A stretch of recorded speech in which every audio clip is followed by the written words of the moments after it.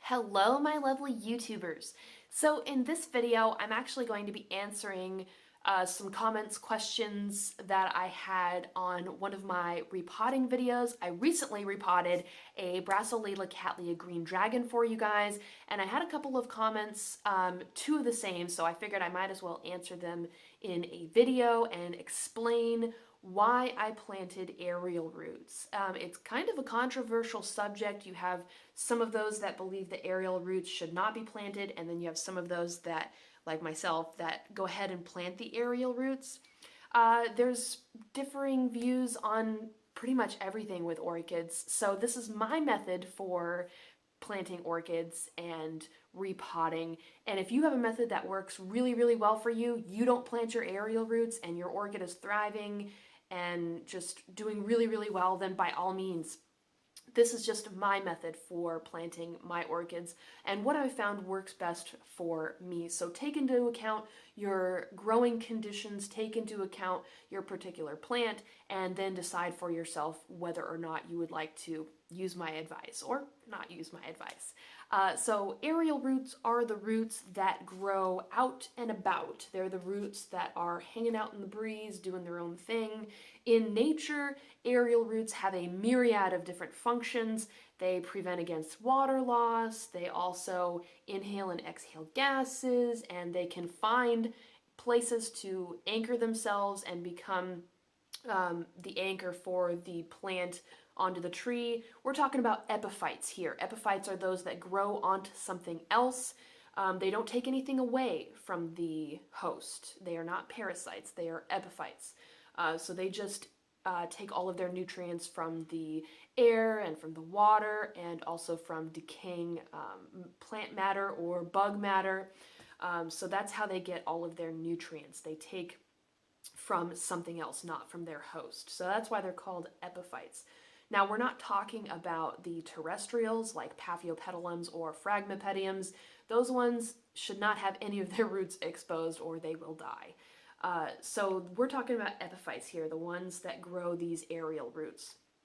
Now, this particular plant is a Phalaenopsis, and I want to thank Garrett Spring because he said that my plant was in spike, and indeed it is in spike. I don't know if you guys can see. I can't even see. Right there. That's spike. It looked rounded and pointed downwards, so that's why I initially thought root, but it actually has a little mitten shape. So if you see the little mitten on the growth on your Phalaenopsis, that is indeed a spike. So I'm really excited. This one just got done blooming too, so that's why I also thought it was a root. But anyways, so I repotted this one about 6 months ago, and you can see I did leave some of the aerial roots out on this one. So for my plants, I take into account each individual orchid.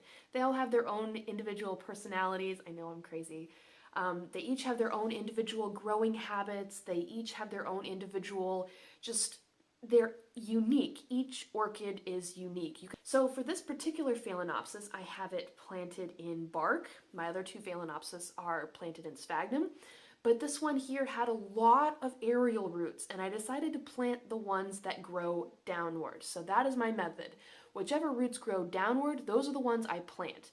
If they have ones that grow straight out, or they grow straight up, or what have you, those are the ones that I don't necessarily plant. So you can see this one is chock full of roots, and a lot of those roots that you're looking at here, they were once aerial, and I decided to plant them. So you can see all of those roots there.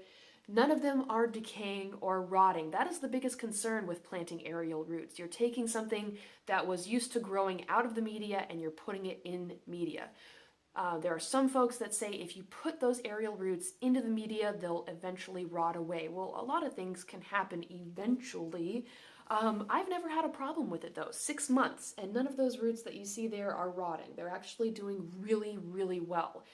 This one has responded magnificently to being planted in bark. So that's that individualism for you there. The ones that I have planted in sphagnum moss, they hated bark when I tried to put them in bark, but this one, he loves being planted in bark. So you really just have to take into account each individual orchid. So for this one, I took the roots that were growing down and I put them in the media and they've just responded really, really well. The thing for me with aerial roots is it's really hard to keep them happy because you're constantly having to keep them moistened. Otherwise, if you don't, then they will eventually die. They'll shrivel up and turn brown and they'll die.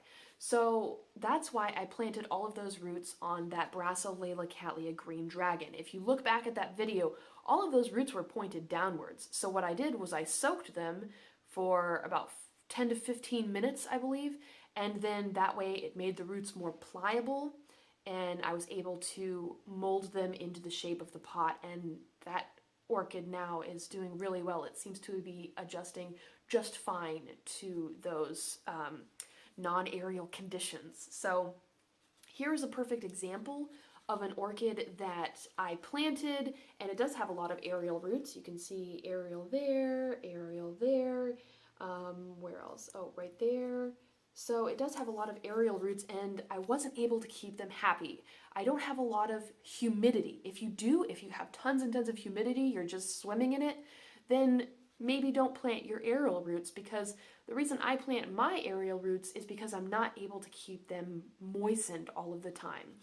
And that cattleya I repotted for you guys, it was really struggling. The pseudobulbs were really shriveled, and so I made the decision to plant those aerial roots. So I take into account the moisture of the plant, and I also take into account which direction the aerial roots are growing. So these ones here, you see, they are dead. They are brown and shriveled and just worthless. I don't have a lot of high humidity inside of a house. If you have a greenhouse, like I said, you're probably able to keep your aerial roots happy. So really two things. I see which direction they're growing. You see these ones here. This one in particular is growing upwards. I'm not going to plant that. And then I also take into account the moisture of the plant. So that's really how I decide whether or not I'm going to plant my aerial roots.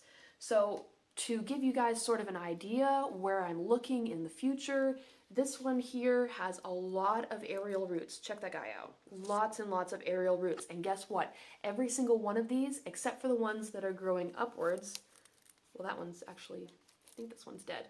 But this one that is growing upward, he's not going to get planted. Everybody else that is growing downwards, they're going to get planted. So that's really my method for planting aerial roots. And I actually have a really, really good example of that. So see, this root right here is growing upwards. He's not going to get planted.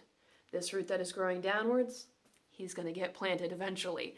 I'm letting this guy recover though, so I'm leaving him alone for the most part. I don't really want to disturb him because you can see this orchid is definitely recovering. He has this nice new growth here, and it's covered in sap.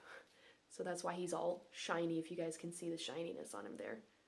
He's shiny. I love shiny. But if you look at the brown munchy spots there, that was earwig damage. I showed you guys this orchid, I believe. I got rid of those earwigs, and now he's just growing by leaps and bounds.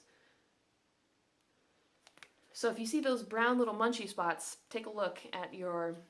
The best way to find them is by sticking the orchid into a pot of water, and those guys will come up to the surface because they obviously can't survive underwater. So that's the best way to get rid of them, is to drown them. I had another orchid I was going to show you guys. Oh, so this one right here, you can see it has this aerial root growing right there, and it has a couple others. It's growing really weirdly. But this one will be getting replanted, and I really haven't decided what I'm going to do. I'm just going to let this guy grow for a while and see what he wants to do, and then I'll decide whether or not some of his aerial roots get planted. So I hope that answered some questions for you guys. I hope you are able to understand the method behind which aerial roots get planted for me. And if you have an orchid that has tons and tons of aerial roots and you don't want to plant them, that's perfectly fine. If you're able to keep those aerial roots happy, by all means, keep them out of the media. But for me personally, I wasn't able to keep that Brassolalia cattleya green dragon happy with all of those aerial roots. You really have to have high humidity, or you have to water them a lot. And so that's why I planted those aerial roots, but they're doing just fine. Orchids are very, very adaptable. And like I said, with my Phalaenopsis, the roots that I planted 6 months ago, they are doing just fine. Alrighty guys, so if you have any questions, comments, please put them down in the comment section of this video. Follow me on Facebook, Twitter, and also subscribe to my channel for more videos like this one in the future. I'll see you guys later.